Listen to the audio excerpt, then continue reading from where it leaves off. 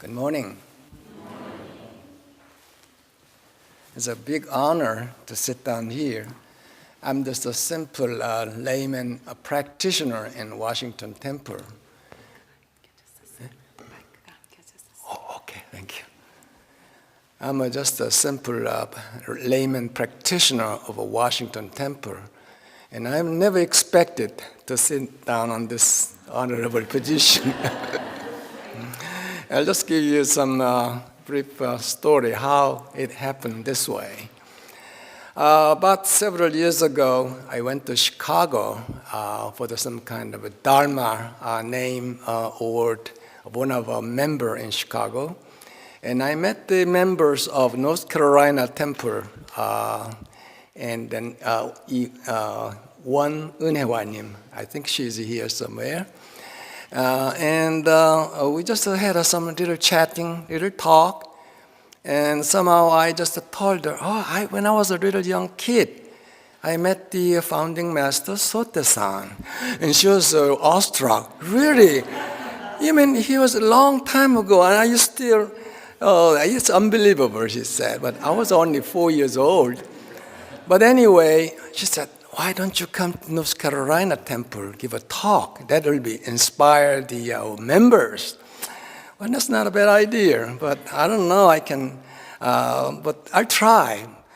But since then, the Gyomunim, Jaktaonim keep calling me. You promised to come down. It's gone on for about 2 to 3 years, and finally, I couldn't stand her, so I just gave in. February 23, I went down to North Carolina and met the members, and I had a first-class honorable treat by the members. And then somehow that news flew to the Dharma Center. And Gyomunim, Yudomunim, well, we never thought he met this Master Sote-san. So we have some spring training here sometime in early March. And why don't you do the same thing here? Well, this just really blown up. But anyway, if that's my little story, even though I was a real young kid, if I give us some perspective to you, how the One Buddhism started, some sort of history of One Buddhism. And by my experience, and reading the history book, combined together, get some three-dimensional idea about the history of One Buddhism, and I think that will be very grateful. Okay, I don't have much time, so let's go to the subject. And that's true. I met the Master Sote-san, and I had a vivid memory. I met him when I was 4 years old, 1943. And so, you know how old I am now, right? and I met the second Prime Master, Gilsan, and I met the third Prime Master, Daesan. So I had a great privilege to meet all our great masters. And then to give a story how I met founding Master Sote-san, I have to tell you about my mother's story. Because without my mother, I couldn't meet my founding master, Sote-san. So let's make a brief history about, let's give us some story about 1916. Our great founding master enlightened, as you know, all the history of One Buddhism. And then when he early morning, dawning star, he got all the answer. He was questioning himself for 20 years. All the absorption, prayer, looking for teachers, that lasted 20 years. And finally, 1916, April 28, 1916, he was enlightened. And all the answers, he got it. The Korea, 1916 was a very, very difficult time. Korea was under the rule of Japan. Korea was colonized by Japan in 1910. So the Korean name was just erased from the map of the world. So in that time, the world was on turmoil. The material civilization was rapidly developing. Electricity, telephone, and then the Einstein. By the way, Einstein, he was born in 1879, 12 years before our founding master Sotasan was born. Sotasan was born 1891, and Einstein was born 1879, exactly 12 years before. And our Sotasan passed away 1943 at the age of 53, very short life. Einstein passed away 1955, exactly 12 years after Sotasan. So, the Einstein lived 24 years more, 12 years earlier and 12 years after. They go tandem, go together.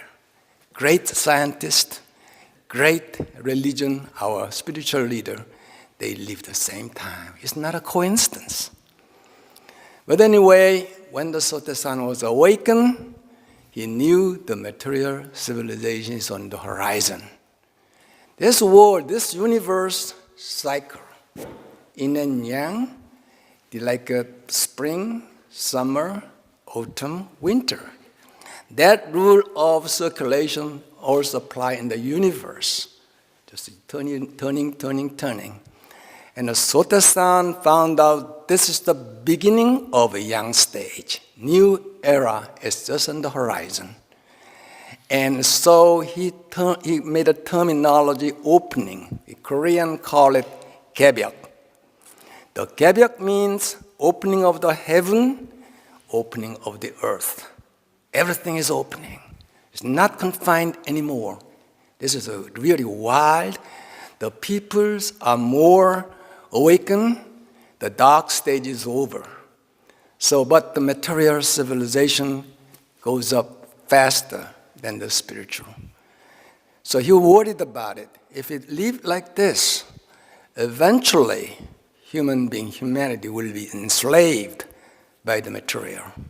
We got to start some new order, new teaching to this rapidly developing world. So he picked up all the scriptures of the different religion, and he surveyed it, and then he found out Sukamuni, 2,500 years ago, he was enlightened and gave all the system and teaching. And then he read the Diamond Sutra, and he already, all our sages and saints found out the truth.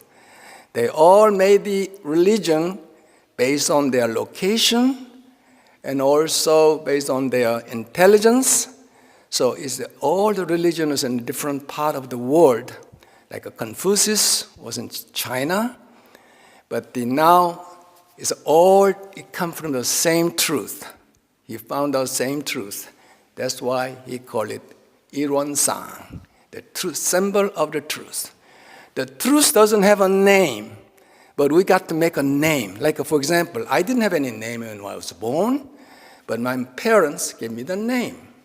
So that's why when they call you know me, so we have to make a name. That's why Ironsang is the name, artificial actually, name for the truth. So by the studying truth, you find the real truth, Ilwan.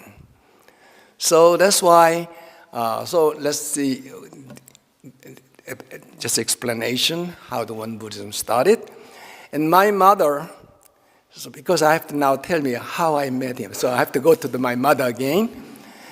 He was 26 years old, and he was enlightened. And then, of course, you know all the embankment, all the selling the charcoal and so forth, and established the foundation of One Buddhism. And then 1919, he finished the embankment project, and he made a great that the Dharma authentication, because of all his 9 disciples, and then put the thumb to the plain paper, and the blood cell came out, and he knew that Dharma realm authenticated. Now you are the one can make a religion and can save the world. So finally, he told the old disciple, now this is the time to begin. So went to the recluse and then refugee area, and then he started to make a doctrine of one Buddhism. That started in 1920, and it lasted 5 years until 1925. For 5 years, he made all this our doctrines, scriptures, and everything. And then 1925, finally, so he come out to the world, and he find a place named Gilsan, which is a southern part of Korea, and the one Buddhism was began 1931. And then 1933, about 3 years after the Sotasan moved in, my mother was born. She was born in a pretty wealthy family in that area, and it was very young age. And my father was studying the middle school in Seoul, which is the capital of Korea. And she, after getting married, she come to Ko's family. My last name is Ko. And then the Ko family was not really that wealthy. She had to do a manual work, and she has to serve the father and mother-in-law, and a lot of household work. And it was very unusual, very unaccustomed to my mom. So her health was deteriorating. Her husband is in the Seoul, far away, 250 miles away, and then she was very alone. So her health deteriorated. So my grandparents sent her back to her own family. No, you go back and recuperate, and you come back. So she arrived in her home. And then that area, my grandmother of my mother's side, and she was attending the temple of Buddhism temple of a traditional Buddhism, not one Buddhism. So she was a very devout, the Buddhist religionist. And then I don't know if anyone of you heard of or not. There's a very famous lady named by Sashwa. She recruit a new member, more than 300.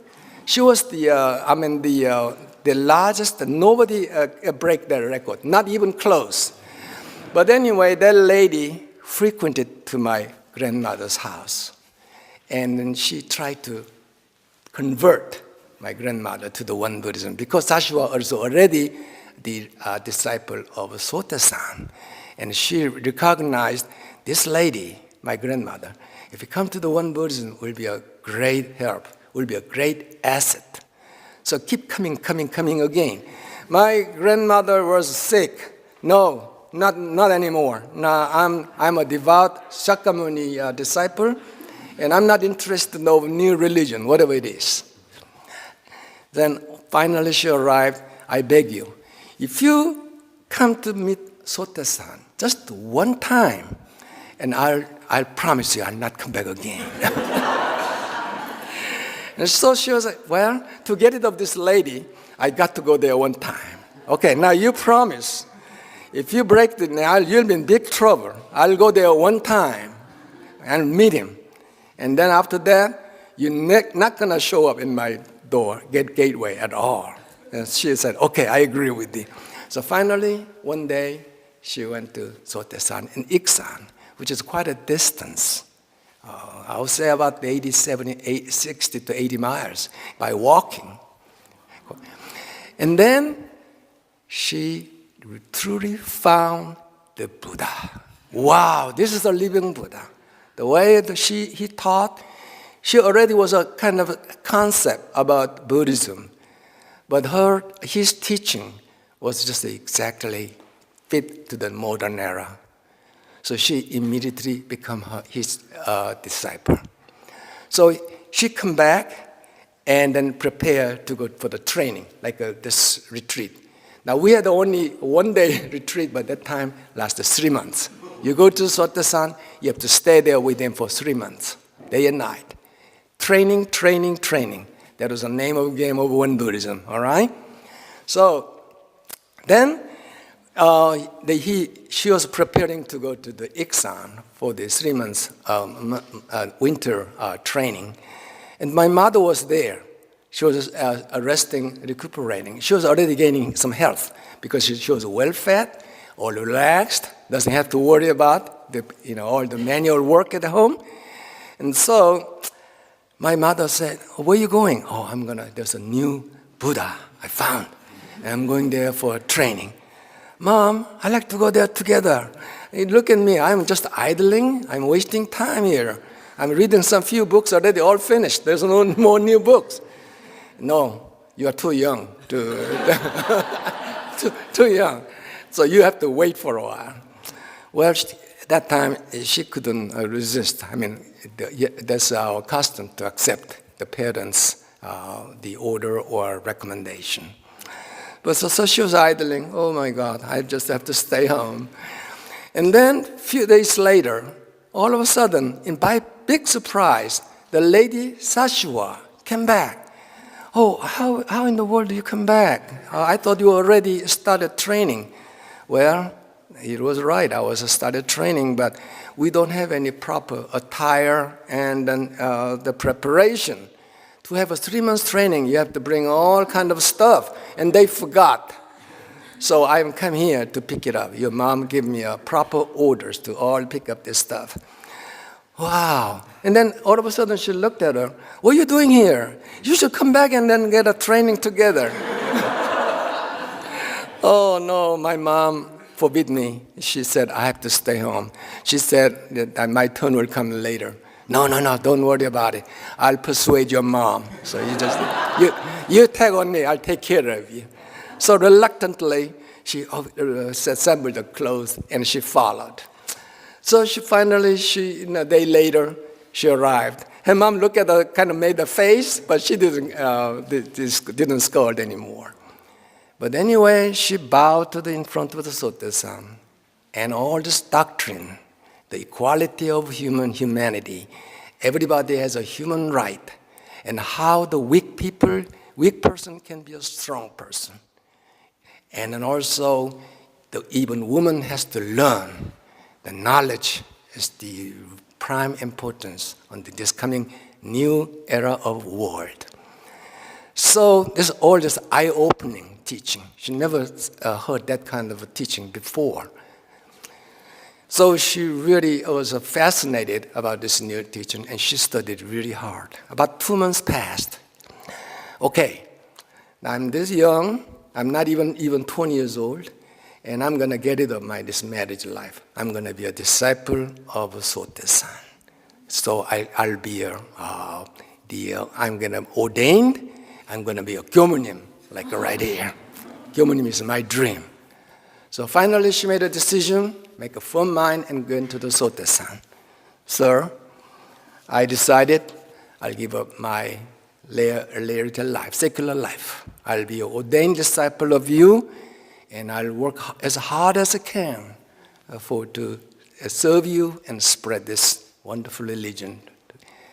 And the Master Sotasan said, no. He was very not happy to hear that. Right now, we are under the rule of Japan. They are watching Won Buddhism very carefully. What they're doing, any kind of money laundering, or any kind of something, not allowed to the law. If you find some little excuse, they like to dismantle the Won Buddhism. Japan thought the Sotasan is a kind of Gandhi of India. This could be a big factor, kind of make a big trouble for the independence movement. So they like to find some excuse to dismantle this organization. So then look at that. If I accept you as my disciple, and they'll make an excuse. Now they disrupt the family life and make an ordain marry the lady. And it'll be a big scandal, and we'll be in big trouble. You go back home, and you'll find your own duty. And after hearing that, she come back, and she cried all night long. My God, what can I do? I just don't want to go back. And that's not my life. This is my life.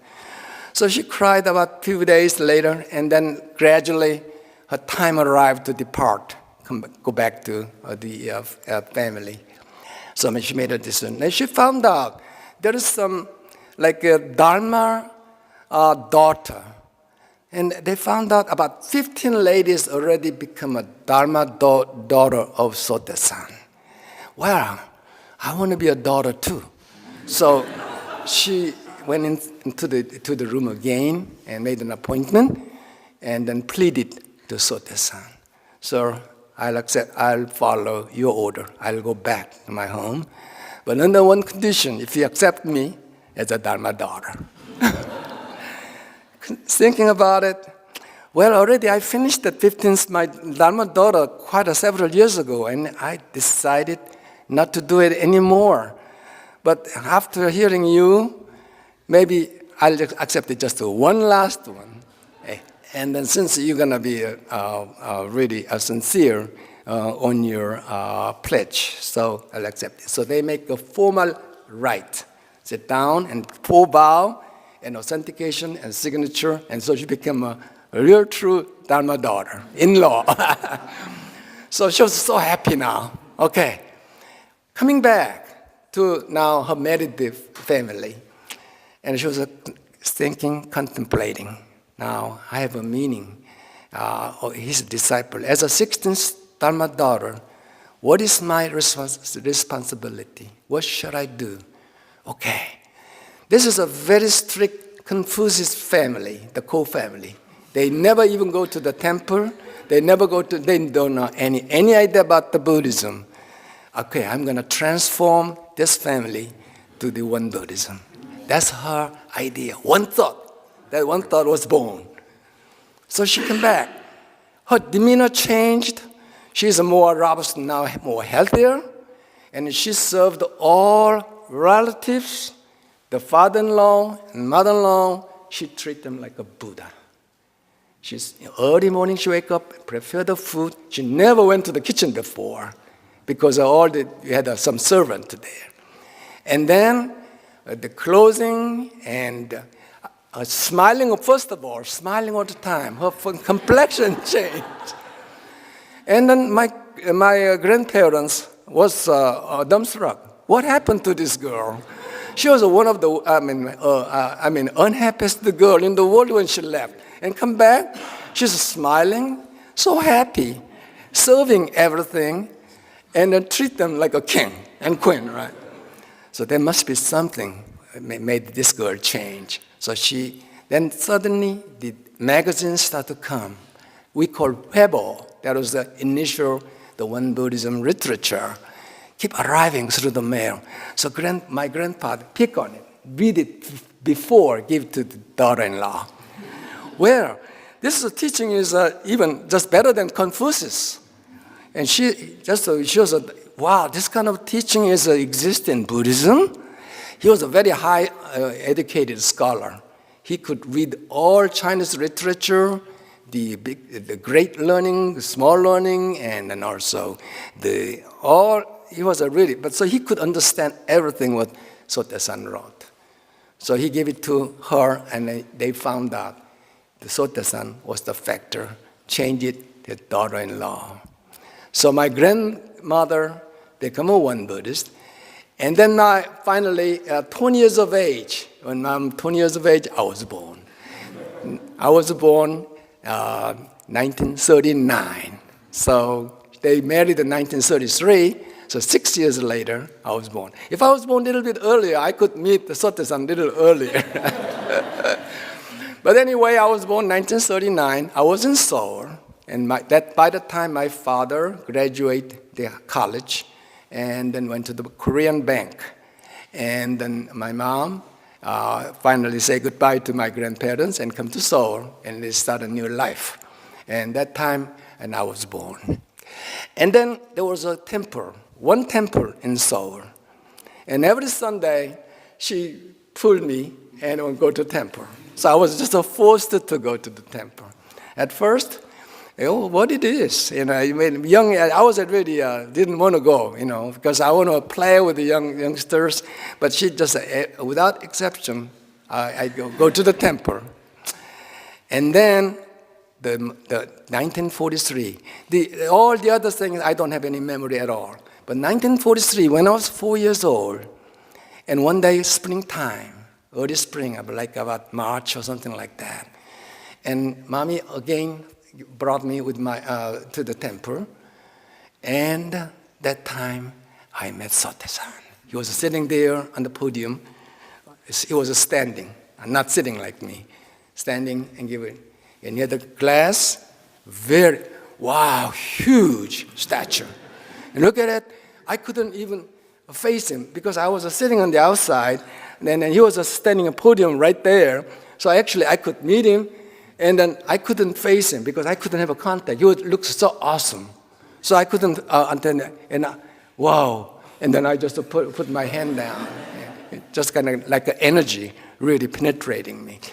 So I was playing in the backyard, and then the sermon lasted for a while, and that memory just stuck on me. Wow, Sote-san. So that time and thereafter, I went a few more times, then I heard he passed away. He passed away. He was passed away June 1st. He gave the last sermon May 15 or 16 at the Gilsan headquarters. And he gave this sermon was written on our scripture. And after that, give a sermon and come home and eat the lunch, and he becomes sick. He was fine. He was perfect until that time. 1943, Japan gave the pressure to One Buddhism. They want to make a One Buddhism to the Japanese Buddhism. Now, Sote-san, you come to Japan, and you have to meet our emperor, and you have to submit yourself and change it to the One Buddhism. So actually, he forced him to dress like a Japanese. If you look at some of the photograph of Sote-san in his late 1942, 41, 42, 43, he was forced to dress like a Japan monk. And so he couldn't refuse. If you refuse, probably he would just do by use of force to dismantle. So he made all kind of excuse to delay to go to Japan. He went to the countryside, and I have some important job to fulfill because one of the temple is in trouble. So postpone. He went to the Busan, Choryang, and then finally he couldn't find any more excuse. So all disciples said, I have to go to travel long distance. I might not see you for a while. And all disciples didn't understand what he was talking about. Oh, retreat on such a busy time? Where in the world are you going to go? Nobody understood what he was talking about. He's going to go to the deep retreat somewhere. And then May 16, after his last sermon, he got sick, and then he was hospitalized. During hospital stay, he only met two people. One is the Gilsan, second prime master, and then the other one was my uncle. My uncle, which is my mother's brother. And he was a very, very important person. We call him Sangsan-nim. And only two persons allowed to enter his sick room. After 2 weeks of sickness, all of a sudden, June 1st, 1943, he passed away. And just all the members of One Buddhism just couldn't understand. Nobody even suspect, even this much, he'll go away that fast. Japanese really welcome that news. They're very happy. Okay, we don't have to worry about the One Buddhism anymore. They will be disintegrated by themselves. Just you wait about a couple of weeks. They will not even have a Sunday service. They just very happy. Until that time, they sent the policemen, all kind of surveillance, but they stopped it. Then a week later, the Gilsan was inaugurated as a second prime minister. Became even more stronger. And he did a vision and plan what to do. And so that was a story. And then go back, my mother. My mother, she was a very, very diligent disciple. He established a temple in Seoul, Daegu, and everywhere. She made about several the temples, and very dedicated Sotaesan disciple. My grandmother became one Buddhist member. She really practiced hard. She made a temple in a very small village in Korea, which is now Changpyeong, which has now become very famous. And they have already the one Buddhist facility, institution over there, some like aging people, like in a nursing home, so forth. It's all established over there. And in Ko's family, we have many, many high stage of Dharma, like the beyond family. We have about 3, and so many Dharma beating the Mara level, and many of them. So that one thought of my mother, coming back from the Gilsan to the Ko's family, one thought, what I'm going to do, I'm going to change the one family, and that reverberated and then spread. So many people become one Buddhist, and with that memory. By the way, when Sotaesan passed away June 1st, my mom was just so shocked. She was in Seoul. And then without any preparation, me and my younger brother, I had one younger brother at that time, and then 2 of us just hold it, and then on the train, get right on the train, and arrived to Gilsan to rush not to miss the funeral service. But that was kind of delayed. By the time she arrived, already hers was going over there, quite a distance, so she couldn't go there. So she held the tree beside, and she cried. And that memory is very, very hazy to me. They're not as clear like the one I met the Sotaesan at the temple. That was about only 3 months ago. So I gave only 20 minutes. I already spent. So, so that little story. The message I'd like to give you all. Just the one thought can make the change the world.